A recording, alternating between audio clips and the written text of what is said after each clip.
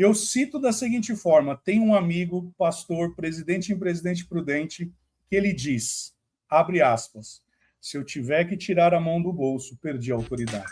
Os paroleiros, vambora, que hoje é dia de parola.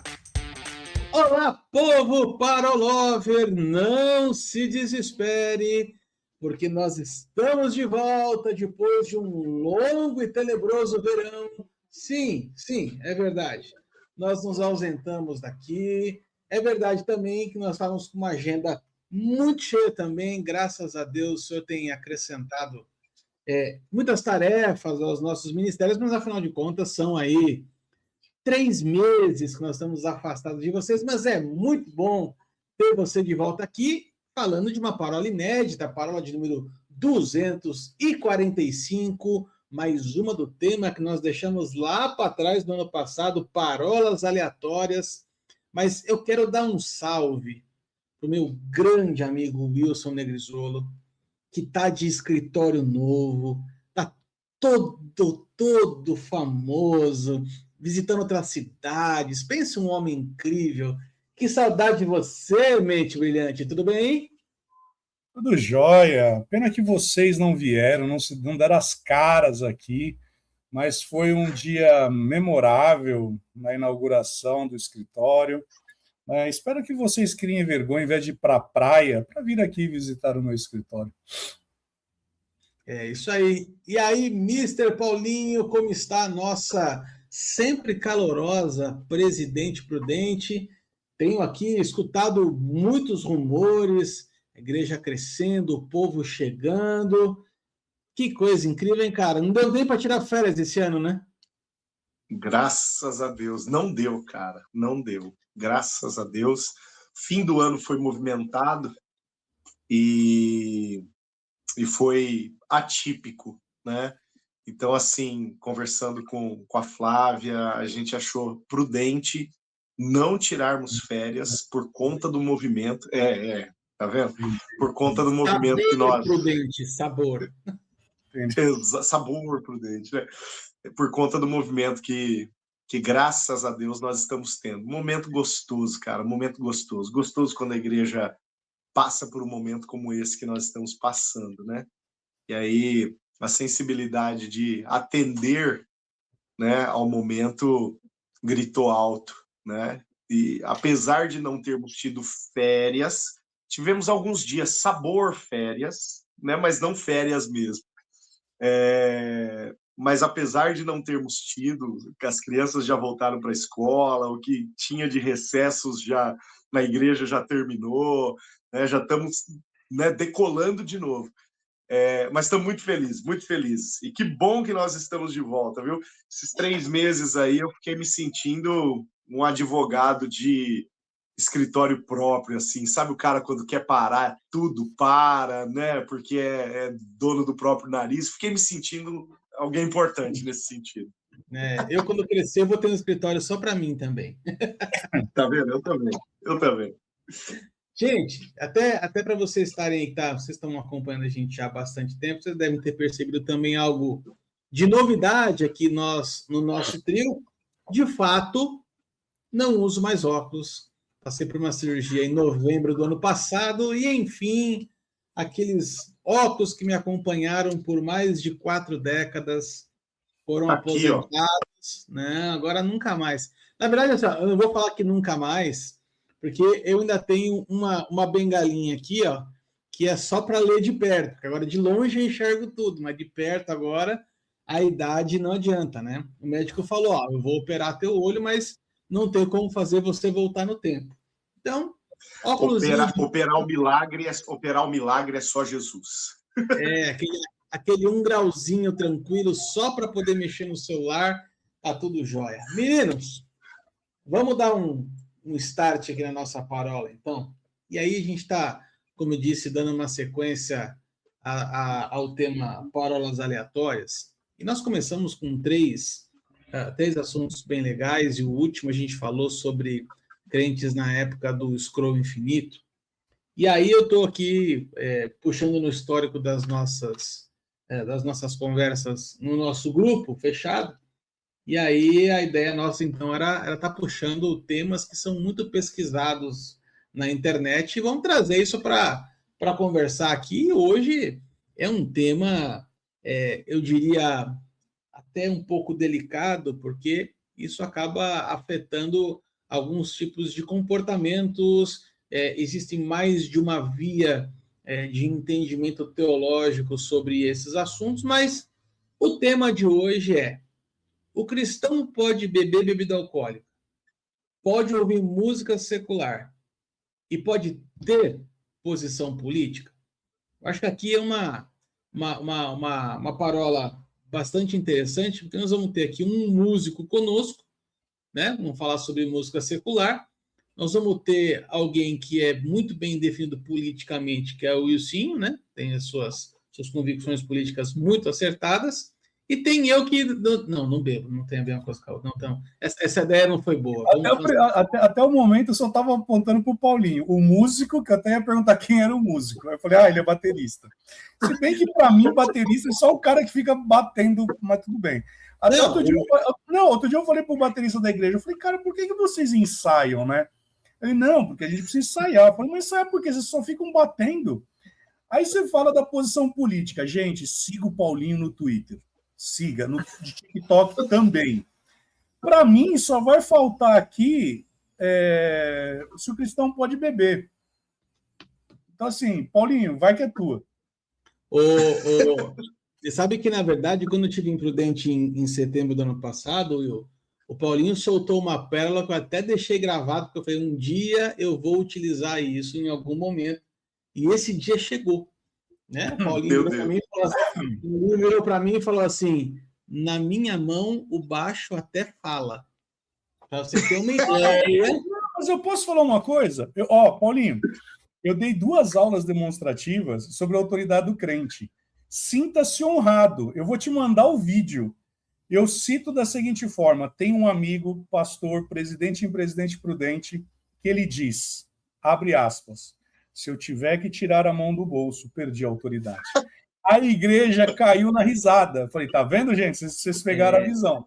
Essa história eu conto até hoje também. Sensacional. Mas vamos lá. Vamos começar pelo mais simples, que é a questão da bebida alcoólica. É claro que a gente tem aqui um posicionamento muito bem definido no que diz respeito à bebida alcoólica, principalmente dentro da matriz de tradição wesleyana, em relação a não tomar nenhum tipo de bebida alcoólica.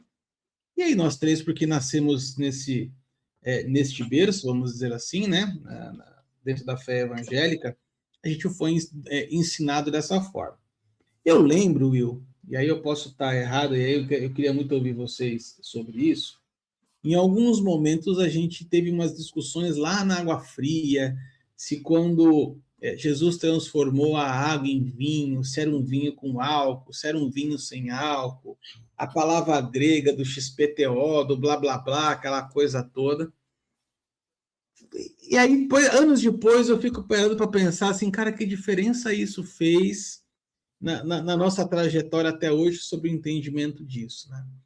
Mas eu queria abrir com o Paulinho, até para ele trazer essa base doutrinária wesleyana, vamos dizer assim, e aí a gente joga para a conversa. Começa aí, Paulinho. Vamos lá. A questão da bebida, ela é um tanto quanto controversa, porque a Bíblia, de uma maneira explícita, ela não faz uma proibição, ela faz menções. Tá? No caso, a igreja que eu pastoreio, a denominação na qual eu sirvo, nós temos por princípio e por voto, portanto, por tradição da igreja, votar não beber. Então, é um voto. E aí nós não nos forçamos, não nos apoiamos na proibição bíblica, porque, como eu disse, a Bíblia não proíbe, ela faz menções. E eu vou citar uma das menções, quem sabe, mais comuns aqui. Mas nós nos apoiamos na força do voto, porque em Eclesiastes capítulo 5, versículo 4, e esse versículo ele é repetido por mais 2 vezes lá em Deuteronômio, a palavra fala: quando a Deus fizeres um voto, não tardes em cumpri-lo, porque o Senhor certamente o requererás de ti, o Senhor não se alegra de votos de tolos. É melhor que não votes do que não cumpras.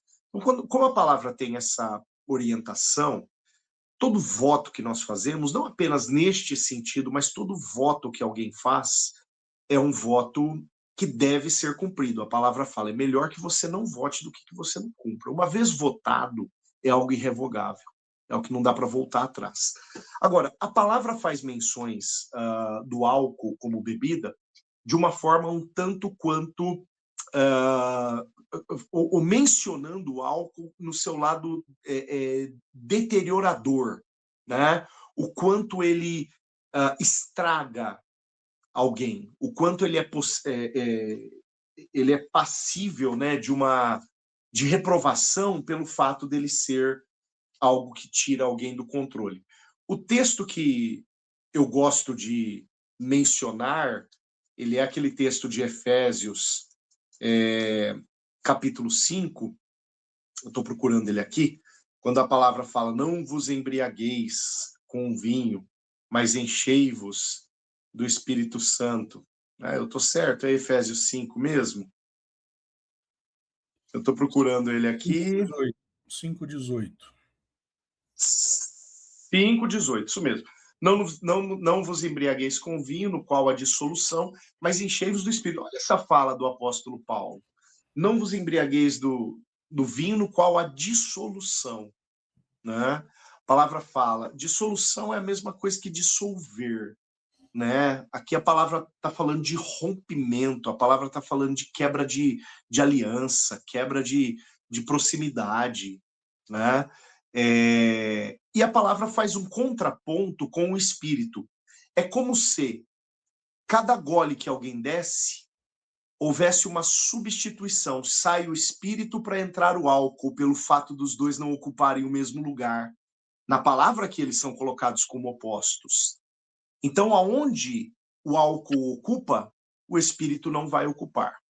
É claro, mais uma vez, eu estou falando algo a partir de um viés doutrinário que pode ter, quem sabe, refutações. No entanto, esse é o meu ponto de vista. Para mim, está muito claro, comparando Bíblia com Bíblia.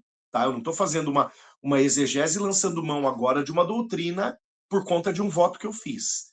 Mas aqui, olhando para a palavra, me parece que há uma sugestão do apóstolo Paulo dizendo: ou você escolhe uma dimensão de alegria, ou você escolhe a outra.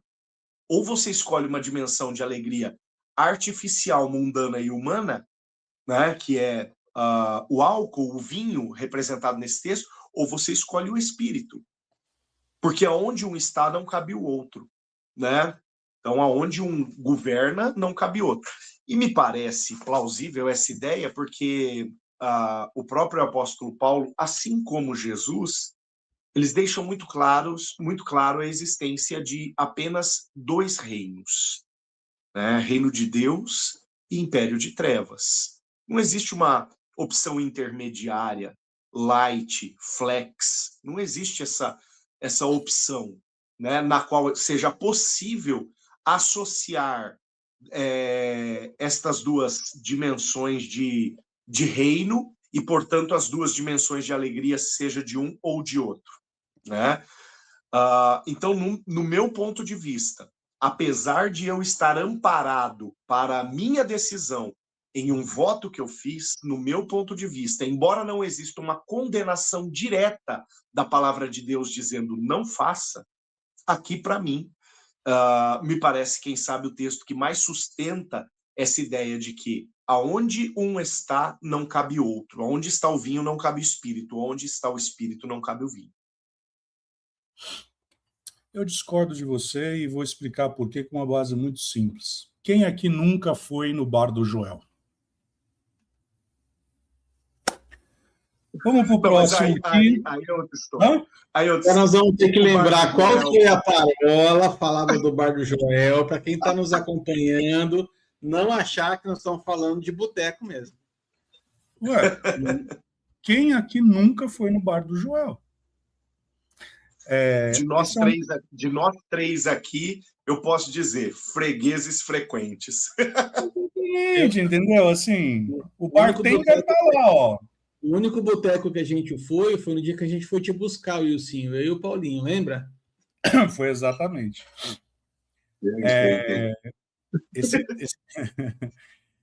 Pessoal, o Bar do Joel é a profecia de Joel que se cumpre lá em Atos, né? Esse tema, para mim, Paulinho, eu não julgo que é um tema espinhoso, porque, na verdade, você citou Efésios capítulo 5, verso 18, mas eu gosto muito da ilustração de Paulo, quando ele fala, olha, que está lá em Coríntios, que ele fala para que a gente não busque, né, servir de forma a escandalizar o irmão. E Provérbios capítulo 20, ele diz assim, ó, o vinho é escarnecedor e a bebida forte é alvoroçadora. Todo aquele que é vencido por ele, né? Então, assim, tudo me é lícito, mas em tudo me convém.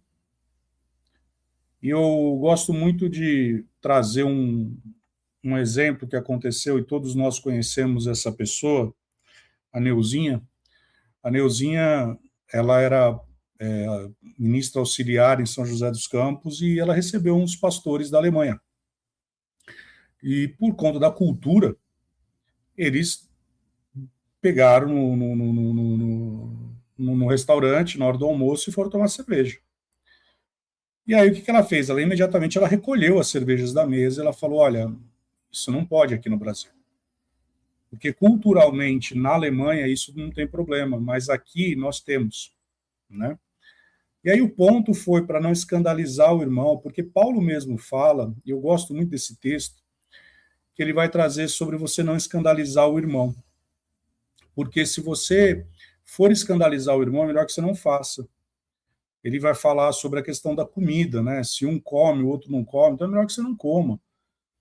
Agora, independente disso, de você poder comer ou não, independente de eu ter nascido também no berço metodista, no berço wesleyano, e até uma brincadeira que eu faço no Verbo, que todo verbiano é um metodista, né? Então, se você pega a trajetória da galera, todo mundo tem um pezinho no metodista.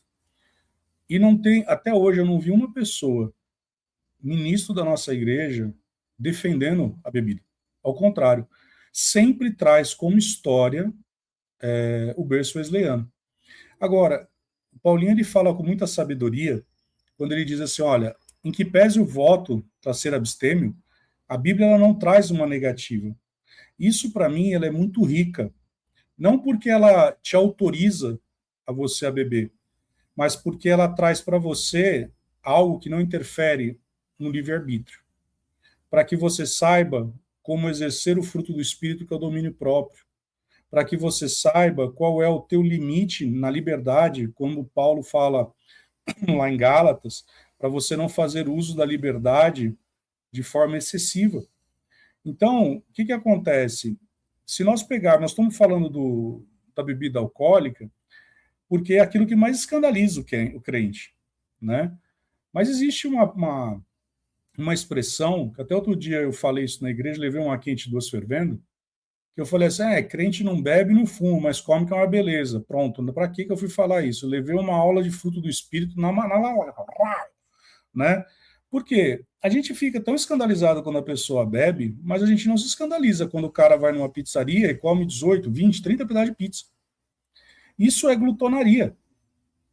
Então, assim, a bebedice como a glutonaria, ela está no mesmo nível das obras da carne. Então, assim, eu posso beber? Tudo me é lícito. Me convém? Não. Aí isso vai... Outro dia eu estava debatendo. Crente pode fumar? A primeira coisa que nós vamos falar é não. Paulinho vai saber disso muito bem. Como que Charles Spurgeon pregava? Mete o charutão ali. Isso Cachimbo. é, Cachimbo.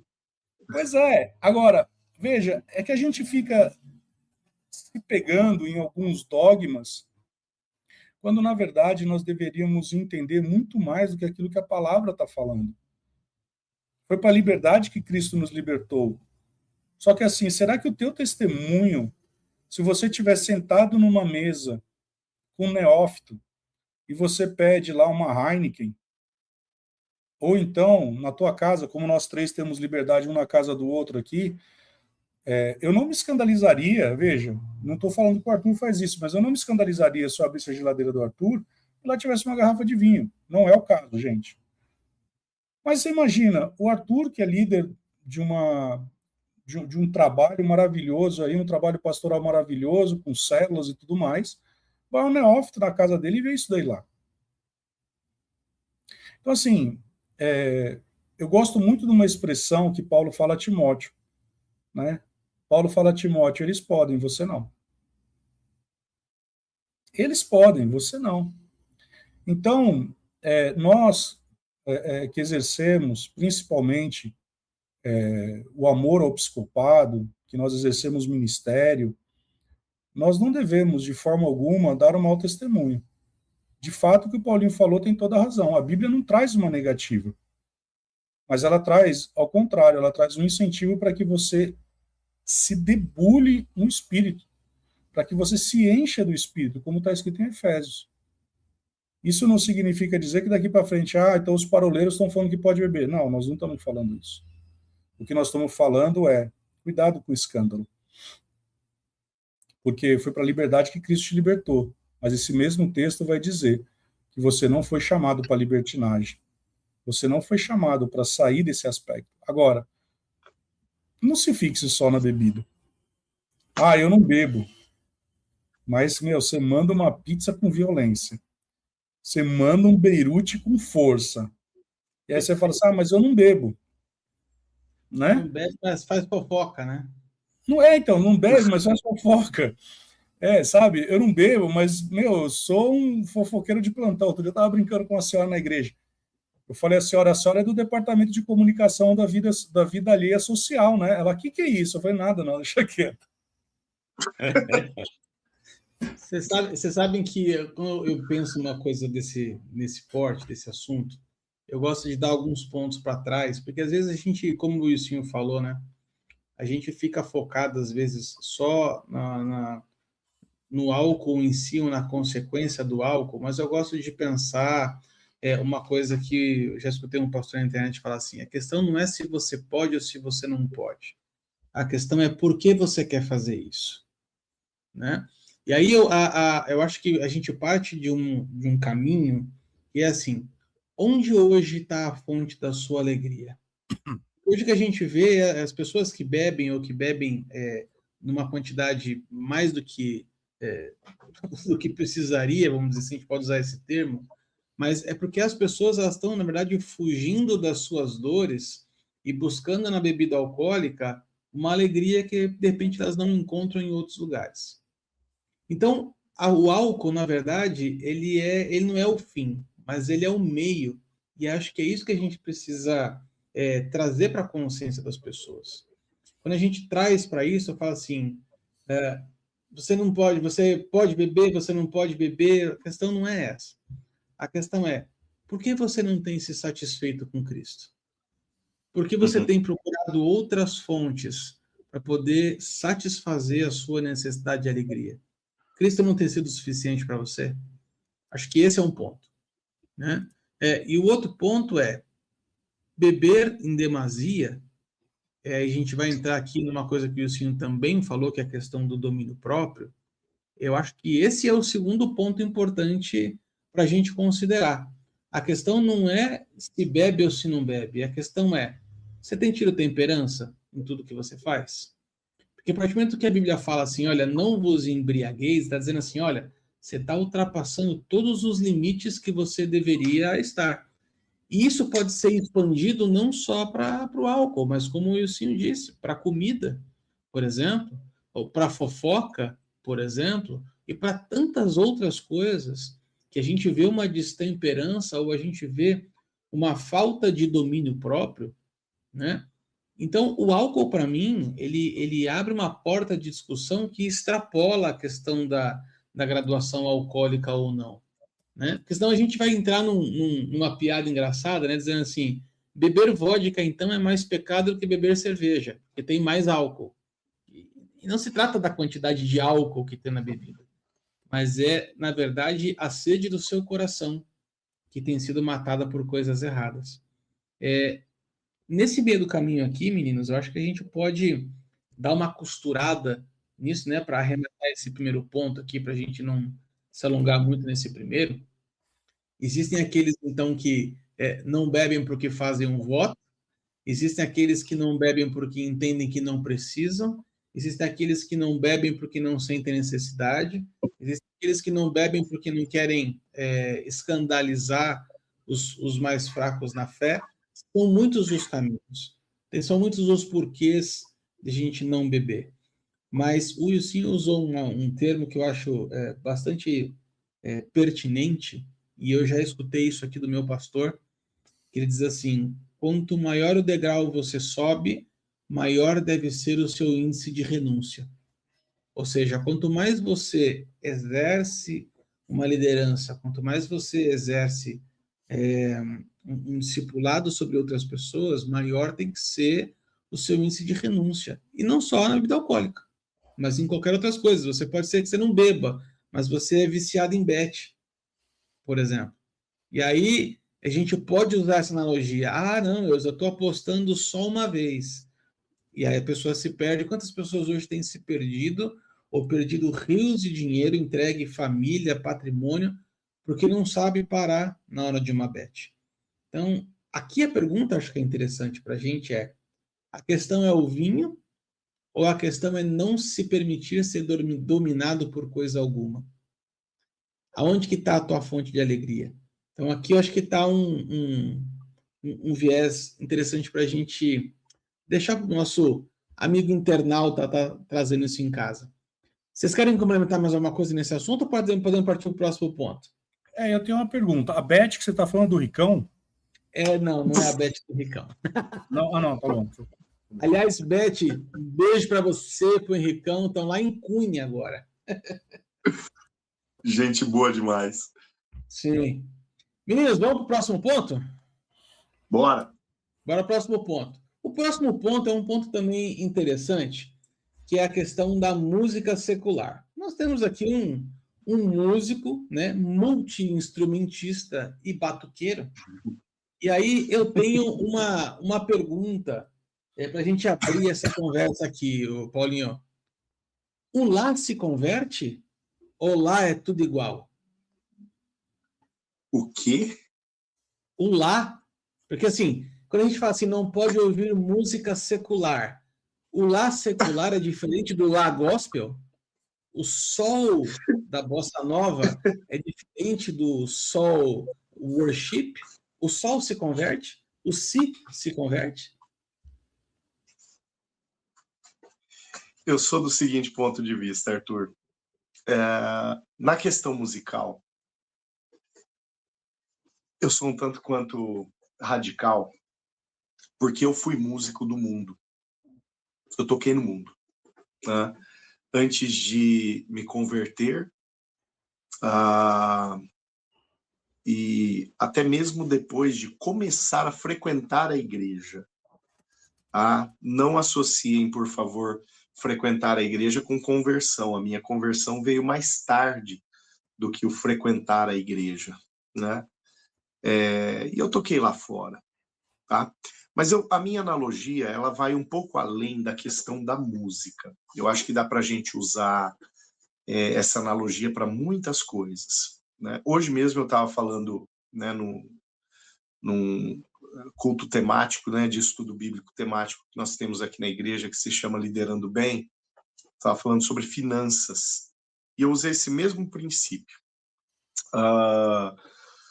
O céu, ele tem a perfeição de tudo aquilo que Deus tem de melhor para nós. E muitas coisas que tem no céu nós não sabemos, né? A receita não sabemos o que é, Quem conseguiu dar uma visitada lá, que a gente tem notícia, né, que foi, por exemplo, Ezequiel, o apóstolo Paulo, esses caras, João, esses caras não conseguiram explicar para nós o que eles viram, né? Mas algumas coisas nós sabemos que tem no céu, porque alguns deles conseguiram transmitir, principalmente João, por exemplo, Isaías. O céu tem música. Então a perfeição da música está no céu. O céu vai ter gente. A perfeição do ser humano estará no céu. Vamos pegar essas duas questões que nós sabemos que existem no céu. Outra coisa, né? Simples, mas vai dar sentido. A palavra fala que quando a gente chegar no céu, nós vamos ganhar uma nova roupa, vestes brancas. Então vamos usar esses 3 exemplos. No céu tem música, no céu tem gente, no céu tem roupa. Tá? Toda música... Bom, deixa eu partir de outro ponto de vista. A música foi criada pelo Senhor, então, para a adoração dele, que é o que acontece no céu. O ser humano, gente, foi criado pelo Senhor para a adoração e para o louvor da glória dele. Logo, tudo aquilo que diz respeito ao ser humano também deve contribuir para o louvor da glória de Deus, no caso das roupas. Vamos começar agora de trás para frente. Se roupas foram criadas para que Deus seja honrado através das roupas, isso significa que todas as roupas honram o Senhor? Definitivamente não. Se nós, homens, mulheres, fomos e foram criadas para louvor da glória de Deus, significa que todo homem, com a sua hombridade, masculinidade, com a sua estrutura corporal, honra o Senhor? Definitivamente não. Significa que toda mulher, com a sua feminilidade, com a sua estrutura corporal, honra o Senhor? Definitivamente não. Aí a gente chega no último ponto. Se existe música e a música foi criada para honrar o Senhor, isso significa que toda música honra o Senhor? Definitivamente não. Bom, por que estas coisas não honram ao Senhor? Por que algumas dessas coisas que foram criadas para honrar ao Senhor não honram a Ele? Pelo mau uso, pelo mau manuseio por parte do ser humano. Então, aquilo que foi criado para honrar a Deus acaba sendo corrompido junto com a corrupção humana. Por exemplo, Deus fala, minha é a prata, Ageu 2:8, né? Minha é a prata, meu é o ouro, diz o Senhor dos Exércitos. Logo, o recurso que nós temos nesta terra foi feito para honrar ao Senhor. Mas é tão real que não honra, que muitos não usam disso para a honra de Deus, que Malaquias tem que chamar o povo de ladrão. 3:8, né? Roubais ao Senhor. Ou Jesus tem que falar de uma administração financeira iníqua em Lucas 16:11 e 12, ao ponto de colocar a salvação de pessoas em risco. Né? Coisas que foram criadas para que isso honrasse ao Senhor e no final das contas não honrar. Bom, tendo dito tudo isso, eu não vejo outra possibilidade senão algo feito com o intuito de honrar ao Senhor, concorrendo com algo que não tem este objetivo de honrá-lo. E se não tem o objetivo de honrá-lo, mais uma vez, só existem 2 naturezas. Ou uma natureza santa, que espelha-se no céu, ou uma natureza profana, corrompida, caída, que é gerada na terra. Que perceba, pode ter aparência de inocência.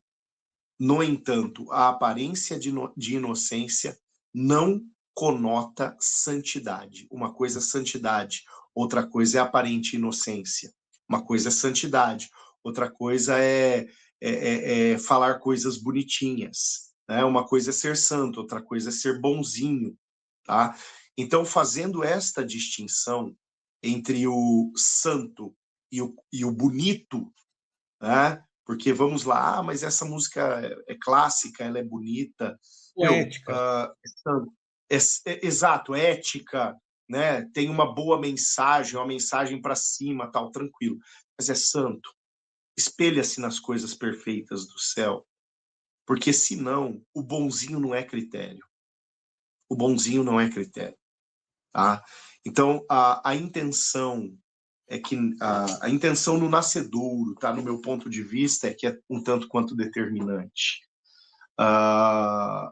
E partindo dessa verdade, né? Coisas que foram criadas para honrar ao Senhor e que, pelo fato do homem ter se corrompido, acabaram se corrompendo junto com o homem. No meu ponto de vista, mais uma vez, eu sei que é um ponto de vista radical. O meu ponto de vista é um tanto quanto radical. Mas aqui eu prefiro, quem sabe, errar pelo exagero, sabe? Do que ficar aquém por uma permissividade perigosa. Eu julgo que essa permissividade acaba sendo perigosa. Exatamente há 2 semanas eu estou debatendo sobre isso, não pela questão, de novo, né?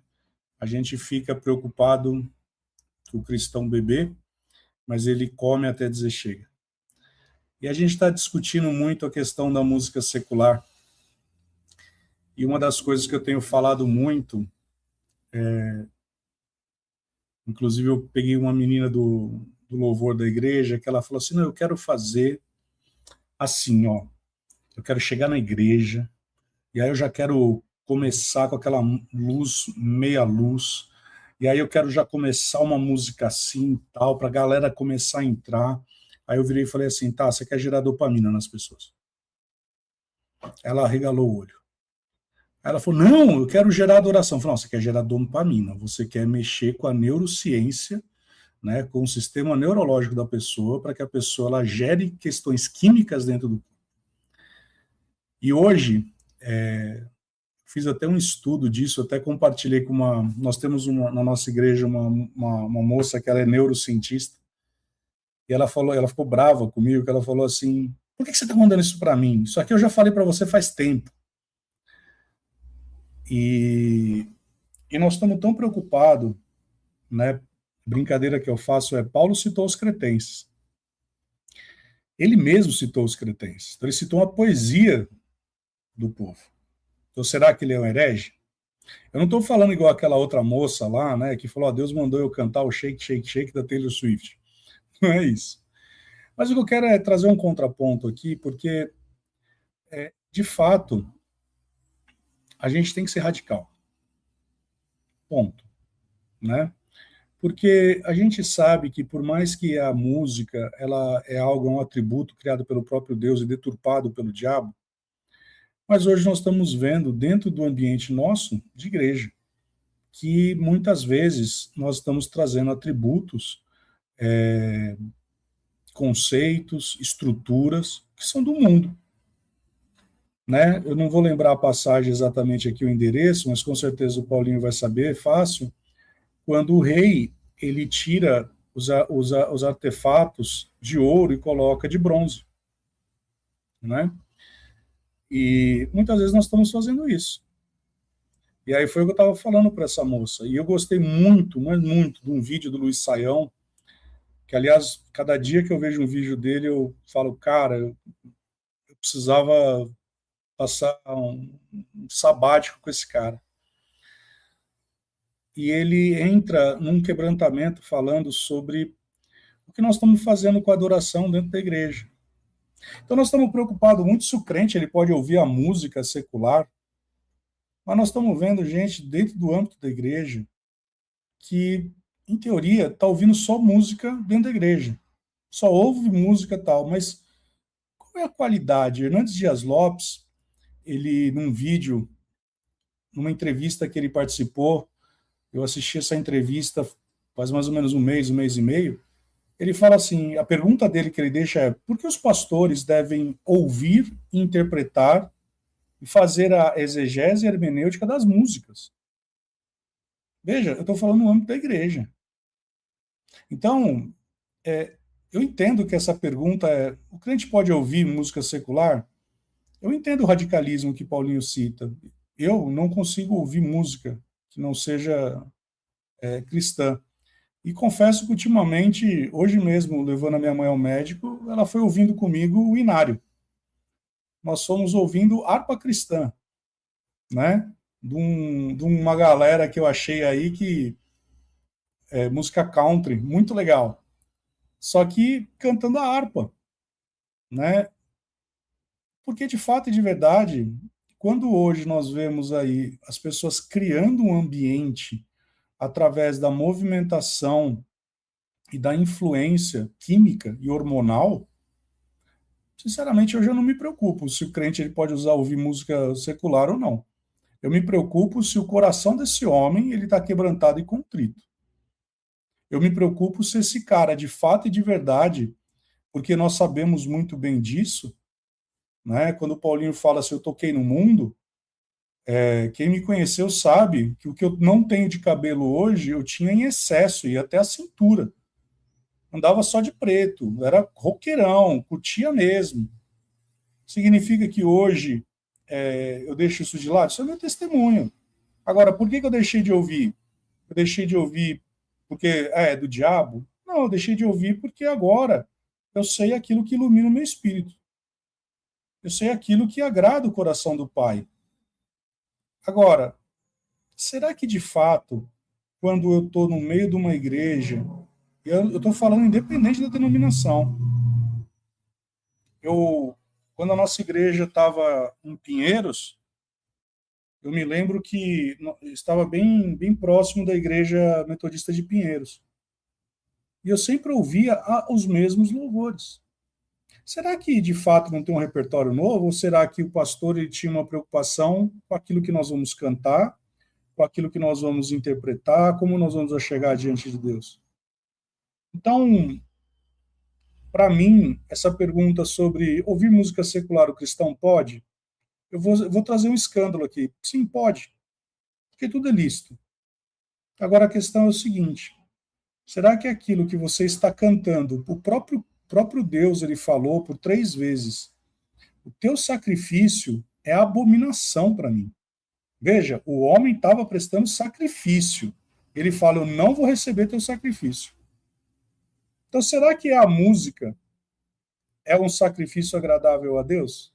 Será que hoje, quando eu crio um ambiente, né, o Paulinho gosta de fazer essas provocações e hoje eu vou pegar nessa provocação, a igreja com a parede preta, com a luz mexendo, como se fosse uma discoteca, uma meia-luz, uma música que você tem sempre o mesmo tom, quando você está gerando dopamina, você está mexendo com todos os hormônios dessa pessoa, e essa pessoa, de fato, de verdade, ela não experimentou um quebrantamento, mas ela experimentou, de fato, de verdade, uma mudança na alteração fisiológica, química, biológica dela.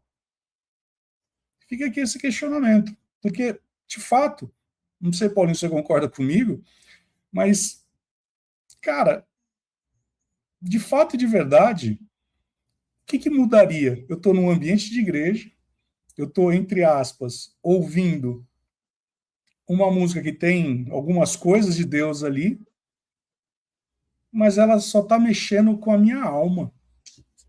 E a Bíblia diz que um coração quebrantado e contrito, ele não está falando uma alma, ele está falando um coração. Alguém que quebrantado, né, em português é ruim, no espanhol quebrantado é quebrado. Ou seja, aquele coração que foi quebrado, foi estraçalhado na presença do Senhor. Então, assim, para mim, Paulinho, se o cara tá ouvindo um AC/DC, mas o coração dele é dilacerado diante de Deus, cara, qual que é a diferença quando eu olho para uma pessoa que eu vejo o testemunho dela e eu tô vendo que ela não tem fruto? É provocativo. Não, sim. Por isso que eu digo que eu sou radical nesse ponto, né? E como eu disse, se eu estou errado, eu prefiro errar então pelo exagero nesse aspecto. Teve um ponto que você tocou, Will, lá na sua primeira explanação, quando você falou acerca da suficiência de Cristo, né? Cristo é suficiente. Esse Cristo é suficiente, cara. O que é uma música para um sujeito renunciar, né? Eu fico lembrando do jovem rico, né? Que chega para Jesus, apresenta o currículo dele é excelente. Para um judeu, o currículo era excelente, o cara cumpria toda a lei. E aí Jesus fala assim, então vamos um pouquinho além da lei, né? Vamos passar um pouquinho, vamos um pouquinho mais longe. Vai, vende os seus bens, dá o lucro aos pobres e aí você vem comigo. Aqui Jesus ele dá uma sugestão pro cara. Jesus ele não legislou, mas ele liberou uma palavra, falou, cara, eu tô te colocando uma condição. Você quer entrar pro meu time? O time a condição para você é essa, né? Jesus ali não criou uma lei porque essa lei não toca em mim, né? Mas Jesus ali criou uma condição para aquele cara. E aquele cara ele rejeitou, né? Aquela condição. Foi embora, ele preferiu ir embora triste e não ser o 13º discípulo de Jesus. Né? Você sabe que, eu acho que até, Arthur, pegando no primeiro assunto, passando para esse, avançando para o próximo, eu tenho refletido muito esses dias sobre 1 Tessalonicenses 5,17. Orai sem cessar. O conceito de oração de Paulo ali não pode ser a questão do discurso, né? De discursar para Deus alguma coisa. Obrigatoriamente não dá, é impossível não parar de discursar uma vez que a gente tem um monte de coisas para fazer. Então, Paulo não está falando de uma oração de discurso, né? Agora, levando em consideração quem foi Paulo, o que ele fez, né? O quanto ele se ocupou e como ele esteve em conexão com Deus, eu creio que oração tem muito mais a ver com isso, estar conectado e alerta a Deus no corriqueiro, no dia a dia, né? Eu estou tão tocado por isso que domingo de manhã eu preguei sobre a revelação de Deus no corriqueiro e domingo de noite eu preguei outra mensagem sobre a revelação de Deus no corriqueiro, né? E a oração que eu tenho feito, a oração mesmo agora, aquela oração do lugar secreto, do discurso a Deus, né? Tem sido essa, de querer ver Deus no corriqueiro, como o salmista do Salmo 19 viu. O salmista olhou para o céu, falou, o céu proclama a glória de Deus, o rio aplaude Deus, o monte fala da grandeza de Deus. Por quê? Porque esse cara estava muito conectado com Deus. E aí eu volto naquele assunto que o Will trouxe na primeira fala dele, quando ele falou acerca da suficiência de Cristo. Cara, se Cristo é suficiente, as minhas renúncias, elas não vão ser pesadas, sabe? Deixar coisas por amor a ele, ainda que a lei não me obrigue, né? Deixar o álcool por amor a ele, ainda que formalmente eu não tenha uma proibição bíblica. Deixar uma música ou a gula ou um hábito que de repente não seja uma lei, mas deixar por amor a Cristo. Eu me lembro uma vez, Will, você pregando em Dourados, falou de Hebreus capítulo 12, quando a palavra fala para nós deixarmos para trás o pecado e o embaraço. E ali você distinguia dizendo assim, tem muito crente que deixou o pecado para trás, mas que não rompe porque continua preso em embaraços, que não são pecados, não são necessariamente pecados, mas que de alguma forma travam a caminhada do sujeito. De alguma forma amarram a caminhada do sujeito, né?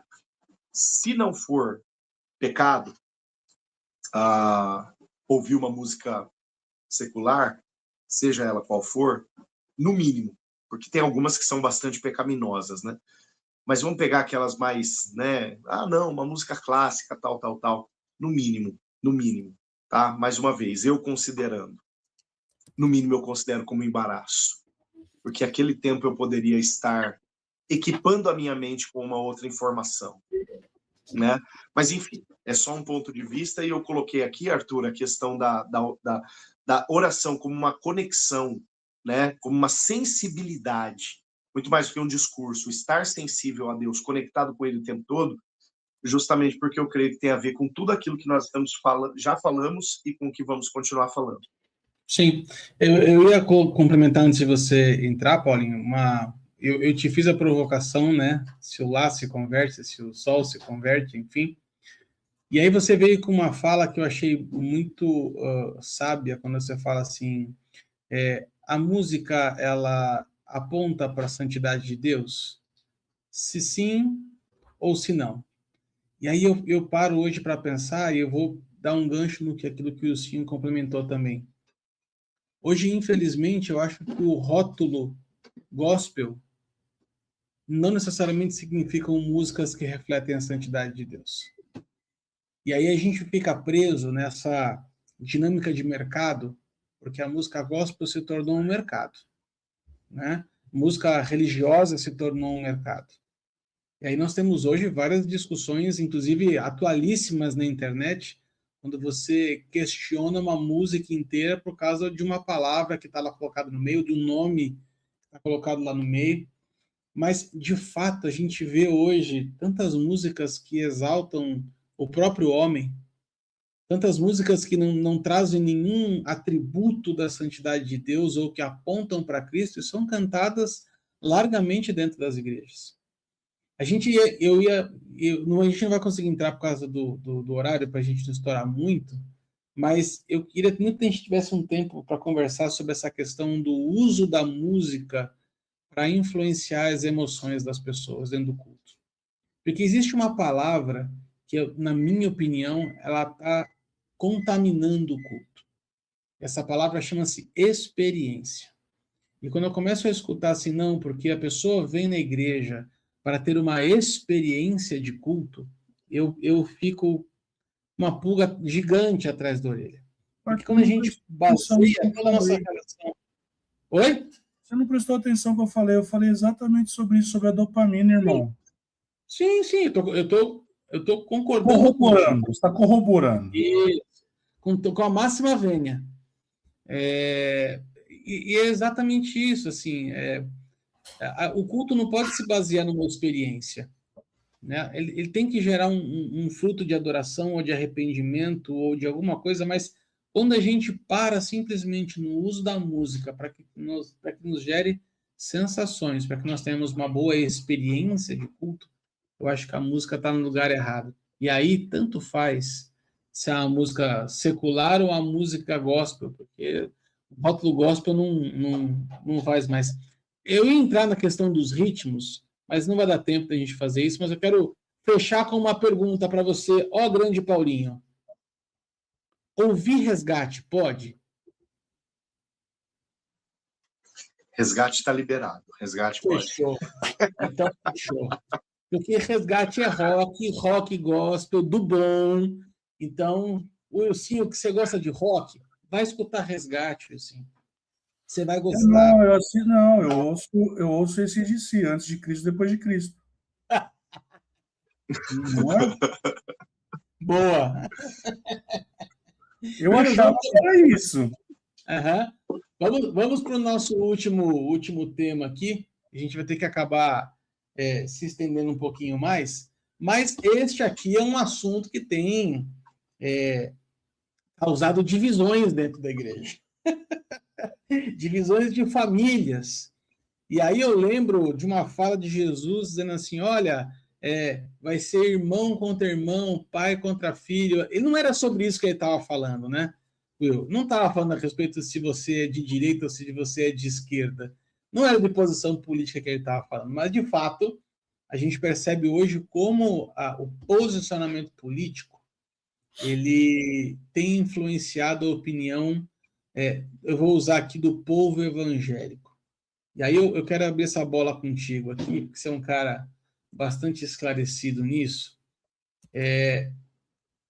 Houve um sequestro, vamos dizer assim, pela direita, dizendo que o povo evangélico só pode ser de direita e que toda a ideologia, ou ideologia não, acho que não é essa a palavra, mas toda a condução política de esquerda ela é necessariamente anticristã? Todo crente, ele tem que ser de direita necessariamente? Olha, eu quero ser bíblico. E eu vou ler um texto aqui. Posso? A Bíblia está sempre em ordem. O coração do sábio está à direita, mas o coração do tolo está à esquerda. Paulinho, pode continuar. Eu tinha certeza que ele ia ler este versículo em específico. Deixa eu partir do pressuposto anterior aqui, Arthur. Eu costumo dizer, o Will ele falou, né, do meu Twitter e do meu TikTok, né? Algumas vezes, pouquíssimas, eu uso os termos direita e esquerda. Isso é invenção,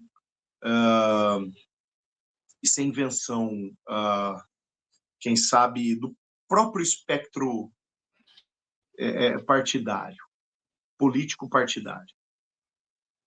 O que nós temos, que quem sabe se afeiçoe mais com o movimento bíblico cristão, é aquilo que hoje é apelidado de conservadorismo, tá? Que é associado à direita. Tá? E o que associa-se à esquerda é o movimento revolucionário do proletariado, iniciado ali com Marx e Engels, a partir do ponto de vista da revolução do proletariado, né?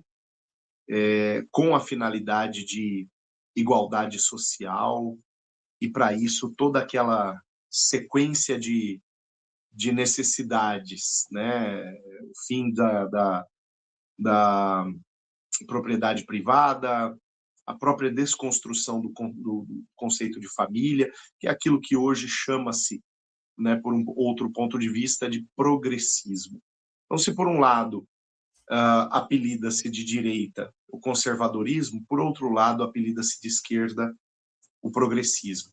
Uma coisa que precisa ficar muito clara, né? Conservadorismo parte do seguinte pressuposto: o conservador não é o cara que é contrário ao progresso. Ele só é cauteloso ao ponto de analisar o que de fato conota progresso e o que atenta contra os pilares que trouxeram a sociedade até aqui hoje. Tá? Por outro lado, quando você parte para o viés do progressismo, uma das teorias de Karl Marx é a teoria da chamada dialética, né? A dialética de Marx, que é uma cópia deteriorada da dialética dos filósofos pós-platônicos, né? Que tinham essa perspectiva de tese, antítese para chegar numa síntese. A ideia central de Karl Marx, plagiando de uma maneira muito pobre a dialética, é que toda tese ela pode ser questionada. E morre aqui a questão da antítese, morre aqui a questão da tese vencedora, morre aqui a questão da conclusão final. Bom, com a sua tese e com a minha, nós chegamos onde? Né?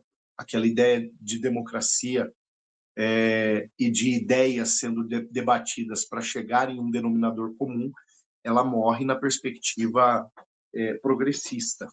Pelo simples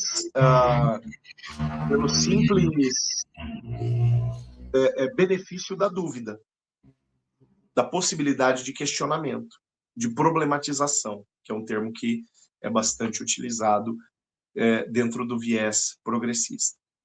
E aí começa-se, então, a problematizar, a questionar aqueles que são os pilares essenciais do conservadorismo. Por exemplo, a família, como célula máter de uma sociedade, o homem como homem, a mulher como mulher, o trabalho como fonte de dinheiro, a própria questão da desigualdade como natural, né? Nós somos diferentes. Então, a desigualdade ela é um pressuposto natural. Você sabe que tem um autor americano, eu não vou me lembrar o nome dele agora, e ele fala acerca da desigualdade fazendo analogia de uma floresta. Ele fala assim, tem árvore que tem a raiz mais funda e, por conta disso, consegue consumir mais água, chegar em lençóis freáticos onde as árvores menores não conseguem. A árvore que é muito mais alta, e ela consegue espalhar a sua frondosidade por cima de outras tantas. Se uma floresta não tem igualdade, como no meio do ser humano, dos seres humanos haveria. Então, na verdade, esses dois espectros, né, de conservadores e progressistas, eles são, de fato, chocantes porque eles partem de pressupostos distintos. Eu acho que por conta disso, é que, naturalmente, associa-se o cristão à direita, aquilo que é apelidado de direita. É que direita e esquerda, hoje, ambas são colchas de retalhos, né? Mas por isso associa-se o cristão à direita, porque, basicamente, a ideia do cristianismo aponta muito para estes pilares conservadores. Basicamente, aponta muito para isso, simpatiza mais com esta questão do conservadorismo. Agora, isso não significa que o cristianismo é de direita. Isso significa que o conservadorismo ele tem muito das características cristãs. E as características cristãs contribuíram muito para a formação do pensamento conservador, né? Por exemplo, leia Chesterton, você vai perceber isso, que foi um cara que fez exatamente essa associação entre cristianismo, conservadorismo versus as ideias progressistas, né? Que vem como uma alternativa de rompimento, e isso eu não estou inventando, tá? A própria proposta progressista é essa, de ser uma alternativa de ruptura com aquilo que é considerado conservador, tá? De ser uma linha de choque. Então, por conta de sofrer com essa dialética mal traduzida por Karl Marx, não é um ponto de choque para chegar num denominador comum. Tá? Mas é um ponto de choque simplesmente pelo privilégio de poder chocar com aquilo que até então é considerado como um status quo. Então, por isso, eu acho que eu não respondo a sua pergunta, mas eu deixo todas as ferramentas na mesa para o nosso querido internauta chegar a esta conclusão. Por isso que o movimento de direita, entre aspas, ele acaba puxando para si a característica, a identidade do cristianismo. Não porque a direita é cristã, mas porque o cristianismo contribuiu para as raízes do conservadorismo. Mas você é centrão, então, né? Porque você não ficou nem para o lado nem para o outro. Centro-direita. Não. A pergunta dele, você é porta-voz dele agora? Ele é o camisa 8. Você é centrão, então? Negativo, porque não existe reino do meio. Ou é reino de Deus ou império de trevas. Você foi por um lugar que eu achei legal, Paulinho, que é a seguinte coisa, né? A ideologia cristã, ela se identifica mais com a direita, mas nem todo posicionado de direita é um cristão. Eu acho que isso é uma coisa interessante, porque... E aí é por isso que eu acabei perguntando isso para o Wilsinho, né? Esse jogo de retóricas, né? De histórias que a gente tem sido envolvido pela mídia hoje, cria essa dicotomia, né? E aí esses falsos discursos de que se você é cristão, você tem que ser de direita, porque a direita é cristã, ou toda pessoa de esquerda é do diabo. E a gente sabe que isso não é uma verdade absoluta. A gente não pode entrar em radicalismos desta forma. Então você está negando o Eclesiastes que eu li. É isso. Mas o que mais me chama a atenção, meninos, aí eu acho que a gente pode gastar uns minutos em cima disso, é que, por muito tempo, e aí as últimas eleições e as penúltimas eleições, principalmente as majoritárias, né, elas têm revelado, para quem quiser prestar atenção e ver, é que, de certa forma, o povo brasileiro tem tentado buscar os seus heróis na política. E aí identificamos candidatos A, B, de esquerda ou de direita, não importa, e aí eles se tornam verdadeiros ídolos. E nós vemos cristãos, às vezes, muito bem intencionados, depositando a sua fé e a sua esperança num candidato político.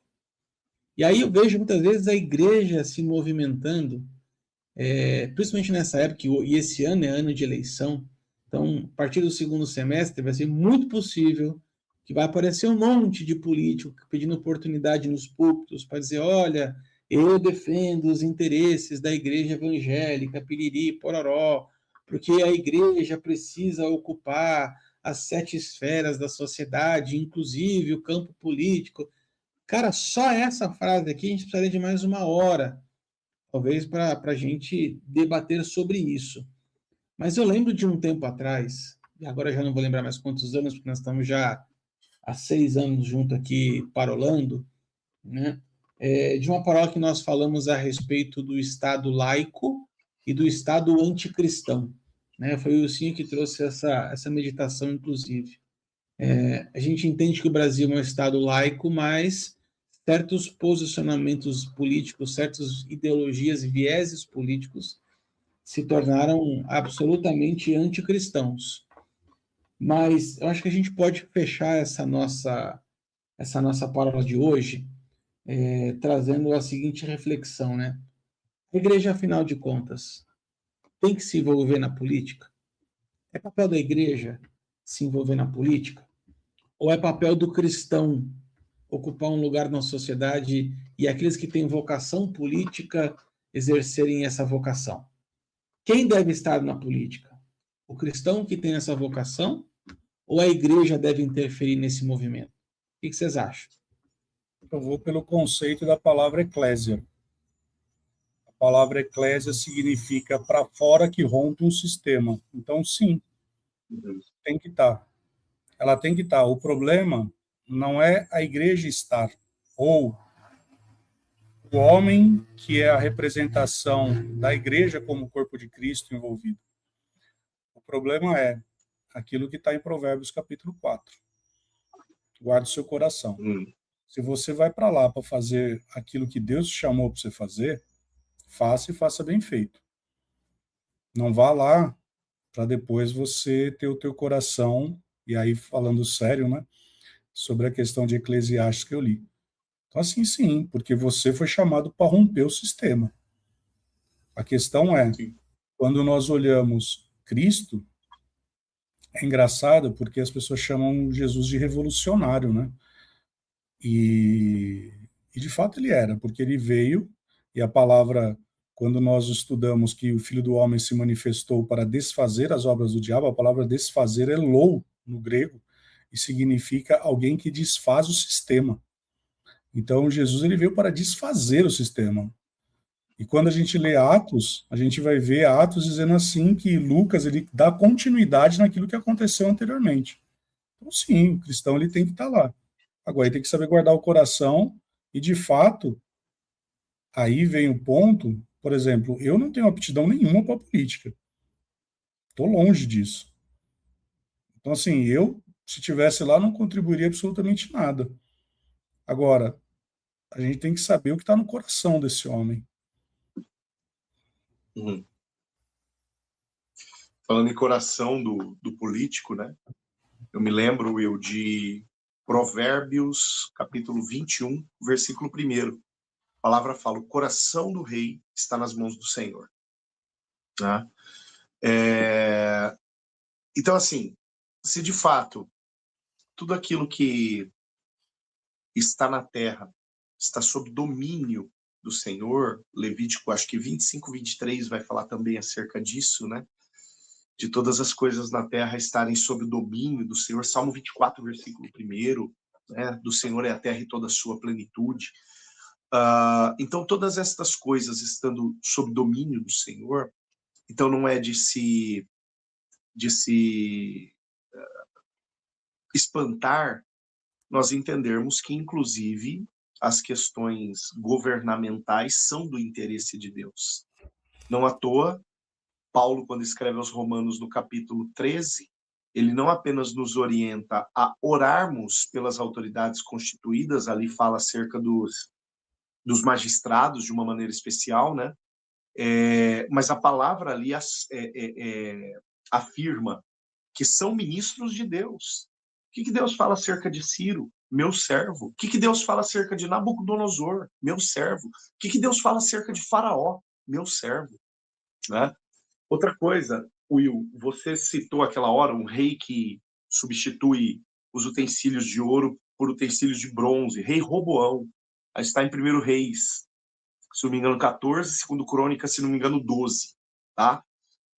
Eu lembro bem porque Roboão é um rei de uma certa importância, porque a partir dele, e a partir de um governo ruim dele, a nação se rompe. É no governo de Roboão que Jeroboão dá um golpe de Estado e começa, então, Israel e Judá, reino do norte e reino do sul. É neste governo, né, por conta de alguém que... por conta de alguém, no caso Roboão, que recusou-se a ouvir a voz do Senhor. Né? Por outro lado, a gente vê Deus falando acerca do avô de Roboão, sujeitinho chamado Davi, dizendo assim, quando Davi ainda era um menino de seus 15 anos de idade, vou levantar um homem segundo o meu coração, para estar à frente de Israel. Então Deus levanta gente. Se nós formos em Juízes, capítulo 2, versos 18 e 19, a palavra fala, quando Deus suscitava juízes e os colocava à frente do povo, o povo ia bem e prosperava. Acontece que quando o juiz morria, o povo caía numa condição de pecado pior do que a anterior. Então, olha só, Deus suscitava juízes. O primeiro código legal foi Deus que escreveu, sabe? As 2 tábuas da lei nas mãos de Moisés, mais outros 603 mandamentos, que junto com os 10 completam 613. O primeiro código legal foi Deus que escreveu. Deus suscitou juízes para que os juízes pudessem julgar o povo conforme o código legal. É só ler o capítulo 1 e o capítulo 2 de Juízes, expressamente é isso que vai estar escrito. Sabe? E Deus levantava esses juízes. Deus levantou um homem e uma linhagem para que a partir deste homem, Davi, e da sua linhagem, pessoas servas dele pudessem manter uma dimensão de governo. Então, sim, Deus levanta pessoas vocacionadas, inclusive para esta obra. Né? Eu penso que ocupar, Arthur, espaços da sociedade só pelo fato de ocupar é um grande equívoco. É fazer com zelo aquilo que Deus não chamou pessoas para fazer. Agora, ocupar espaços, sejam eles quais forem, dentro da igreja, dentro do ramo missionário e até mesmo dentro da política, por vocação, aí isso diz respeito a propósito. Isso diz respeito não a projeto humano, mas diz respeito a propósito. É o saber o que você almeja mediante aquilo que o Senhor plantou como autoridade, como revestimento, como unção sobre a vida de alguém. E um político pode ser alguém ungido, não era assim com os reis no passado? Não foi isso que Deus falou para Elias? Ô Elias, antes de você se aposentar, 1 Reis capítulo 17, vai lá, unge Eliseu, profeta, em teu lugar, mas vai e unge o novo rei em Israel, vai e unge o novo rei em Judá. Foi o que Deus mandou Samuel fazer com Davi, vai lá e unge na casa do Jessé, aquele que eu vou te mostrar. Gente ungida, ou seja, ungido não no sentido do oba-oba, mas ungido no sentido de revestido com óleo para uma determinada obra, sabe? Revestido, consagrado com óleo para uma determinada operação. Então, há pessoas que são chamadas para a operação do dom de presidir que está listado na palavra do Senhor em 1 Coríntios capítulo 12. Existem pessoas que são chamadas para isso. E algumas delas vão presidir dentro da igreja. Outras delas vão presidir em esferas políticas. A questão é o político partidário. A questão política partidária. Essa é sistema deste mundo. A questão política, ela faz parte daqueles pilares que trouxeram a sociedade até onde a sociedade está hoje, a partir daquilo que a própria palavra de Deus estabelece. Uma coisa é a política, outra coisa é a política partidária. Política partidária é um lixo. Agora, política é aquilo que a própria palavra estabelece como uma dimensão de governo baseado em um código legal. Então, para isso sim, existe gente vocacionada, e para isso sim, Arthur, a igreja, eu não creio que ela deva ser espaço de palanque, mas a igreja tem que ter voz. E mais do que isso, profetas têm que ter voz, como tinham no Antigo Testamento, como Isaías ia até o templo e apontava o dedo na cara do rei. Tem que ter voz hoje, né? Tem que ter voz. Servos, homens, mulheres, profetas do Senhor que têm voz e que denunciam o pecado e anunciam o ano aceitável do Senhor. Profecia é isso também, não é só denúncia, só pancada, não. Tem que anunciar o tempo de resgate do Senhor. E com isso a gente chega ao final desta parola de número 245, que é verdade, se estendeu um pouco mais do que você está acostumado, mas olha só, nós estamos voltando depois de 3 meses, tinha muita coisa boa para conversar, a gente quis matar a saudade um do outro, saudade de vocês aí também que nos acompanham já há tanto tempo, tanto faz se é pelo YouTube ou pelo Spotify, se você está fazendo agora o seu jogging, está aqui na sua academia, está levando o seu pet para dar um rolê, ou quem sabe está na fila do caixa do supermercado esperando para passar com as suas compras, fica aqui escutando os paroleiros e se Deus tem quiser... Tem uma nova que eu sei que vai acertar em alguém aqui de Presidente Prudente. Ou se você está jogando uma bela partida de pickleball. Pickleball em Presidente, lá no Parque do Povo, né? Tá aí... Não vou falar em que lugar que é, não, porque não está pagando royalties para mim. Tá certo. Então, ó, os paroleiros estão lá no YouTube, no Instagram, você pode seguir as nossas playlists. Tem aqui o site, ó, www.osparoleiros.com.br, lá você vai encontrar os nossos livros, os nossos cursos, e também os mais de 40 temas que nós já temos aqui conversado ao longo dos últimos 6 anos, quase, que já estamos aqui na internet com você. Um grande abraço, fique com Deus. Eu espero que semana que vem a gente esteja de volta. Se o Paulinho deixar e Deus permitir, um grande abraço. Fiquem todos com Deus e até mais. Tchau, tchau.